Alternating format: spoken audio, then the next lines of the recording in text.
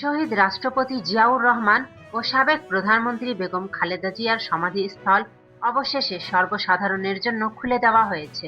বৃহস্পতিবার ১ জানুয়ারি দুপুর ১২টার দিকে জিয়া উদ্যানে সাধারণ মানুষের প্রবেশাধিকার পুনরায় চালু করা হয়। খালেদা জিয়ার প্রতি শ্রদ্ধা জানাতে সকাল থেকেই সাধারণ মানুষ ও বিএনপির নেতাকর্মীরা জিয়া উদ্যান এলাকায় ভিড় জমান। তবে সংস্কার কাজের কারণে উদ্যান বন্ধ থাকায় অনেকেই বিজয় সরণি মোড়ে ব্যারিকেডের সামনে অপেক্ষা করেন। সমাধিস্থলে প্রবেশ করতে না পেরে অনেকে সড়কের পাশে দাঁড়িয়ে দোয়া ও মোনাজাত করেন। সংশ্লিষ্ট সূত্র জানায়, ভেতরে চলমান সংস্কার কাজের কারণে সাময়িকভাবে প্রবেশ বন্ধ রাখা হয়েছিল।